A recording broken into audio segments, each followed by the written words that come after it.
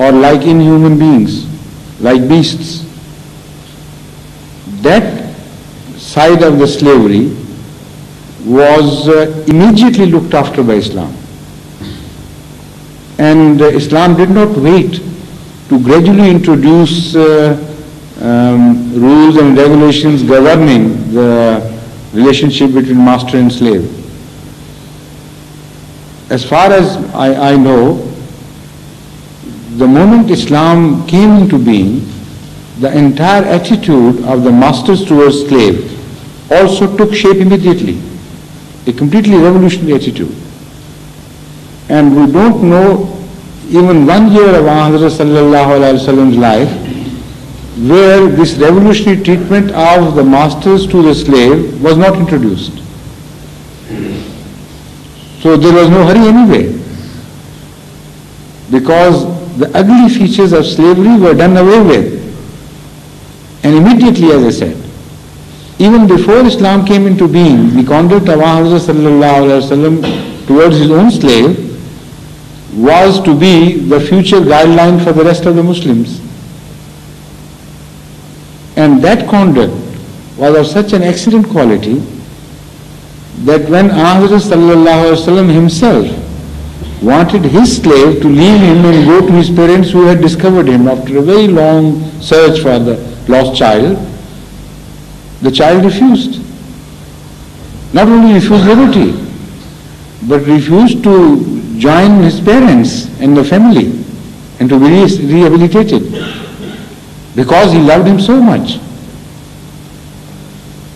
And if you read a chapter in the book Khatamun Nabiyyin, written by Hazrat Khalifa Hazrat Bashir Ahmad Sahib, then you will understand in detail what I mean. The treatment to the slaves as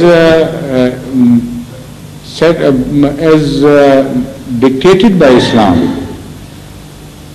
and as dictated by the conduct of Muhammad himself, which the Holy Quran tells us that is essential for us to follow, is so clearly different from the previous customs of slavery that there is completely no comparison whatsoever, no similarities. I can quote one or two instances.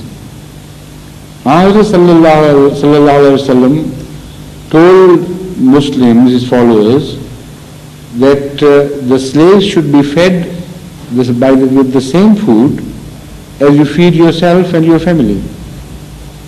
They should be clothed as you clothe yourself.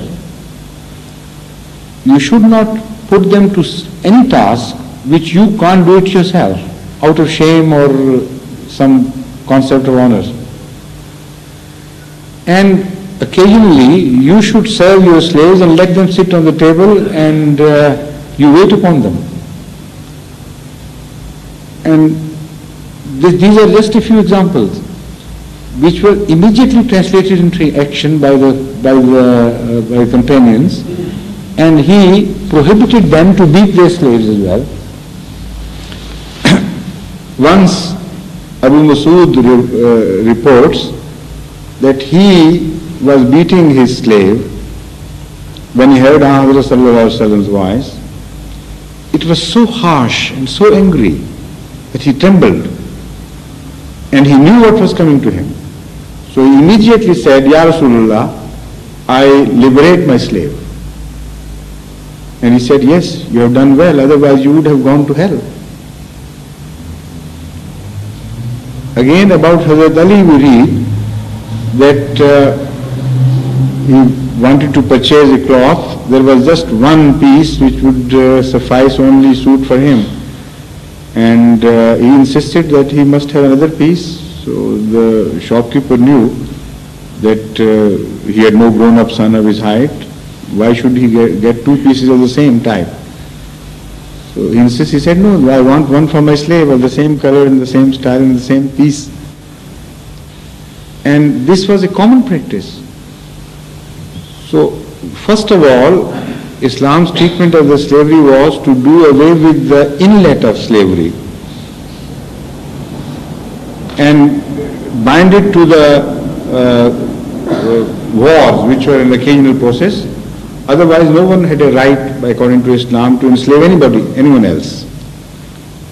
Number two, Islam gave rights to all slaves to demand liberty from their masters, and if the masters refused on payment of what they had spent, there were two sources from which the slaves were made.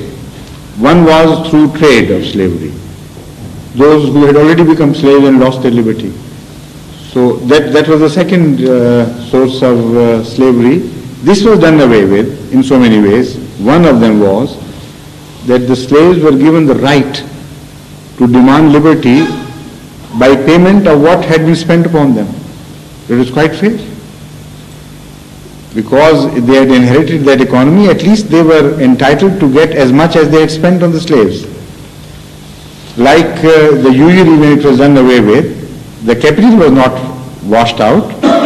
Even if somebody had taken a lot of interest on that capital previously, it was not counted towards the capital. The capital stood intact. And according to the injunctions of the Holy Quran, the capital had to be paid back anyway.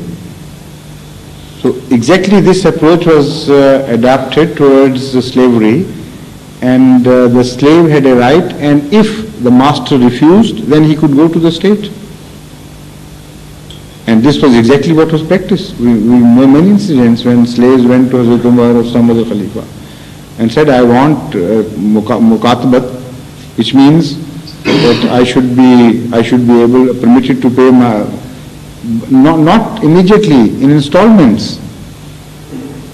When he was liberated first, then, like hire purchase system, he became his own possessor, his own master. Then he would earn, and as he earned, he would pay back. So in that way it was done away with immediately. This feature is not noticed by those who look from a distance, who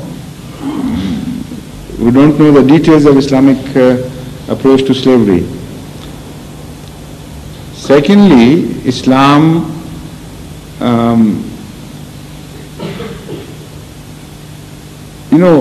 suggested, not suggested, but dictated that for such and such crimes or negligences or omissions, the punishment should be the liberation of slaves. And that was done in so many instances that almost, if you read the Holy Quran, you are surprised. That almost as one option, you find in every crime or omission that to liberate the slave is also accepted a way of punishment or penance. So that was also one way which started the liberation of slaves in that time.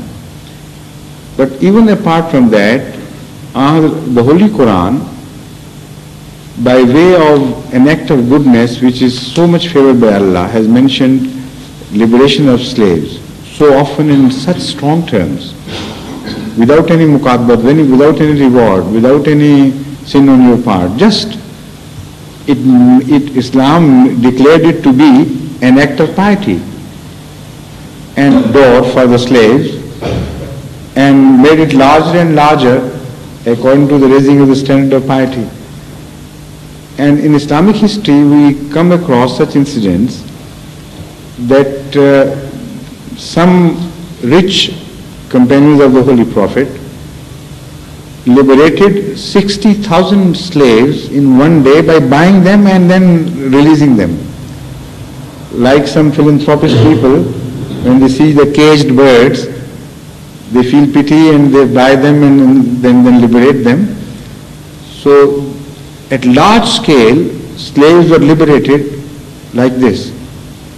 And those who remained in slavery, they were better off, much better off than the servants of today. Now this comparison is completely forgotten by those who object to the system of slavery in Islam.